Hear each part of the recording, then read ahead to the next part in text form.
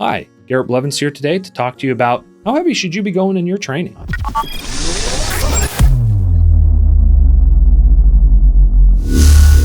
Now, if you've been around powerlifting or strength training for any length of time, you've seen people that do really heavy squat, bench, and deadlift days, heavy singles where they're just like really going for it and they're PRing every week and it's awesome and there's all these views and it's great. And you may be tempted, hey, maybe I should go heavy all the time. Conversely, you might see somebody doing a lot of sub-max work where they're just doing, sub-6 sets over and over again, maybe using lots of exercise variations. Maybe it's the new exercise of the month that's just hot or whatever it is.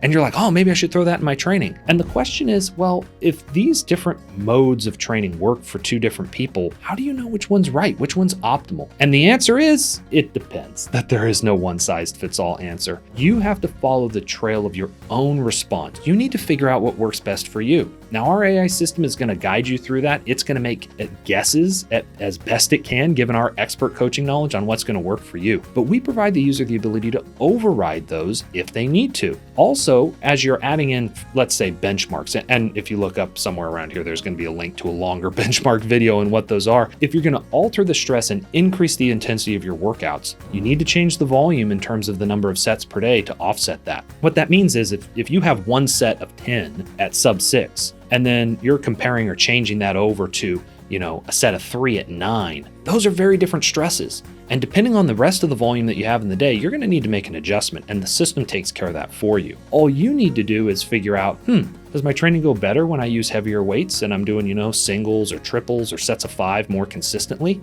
Or should I leave it alone and make sure I'm in a high rep preference where a lot of these higher rep sets are generating progress? And in doing so, you're going to change the relative intensity of what you're training with, and you're going to be able to dial in your training that much more, even as the system is doing all of these other things with volume and intensity and the macro cycle and the exercise selection. So you're involved in that process, and it's that synergy, that collaboration that's going to put you on the optimal program.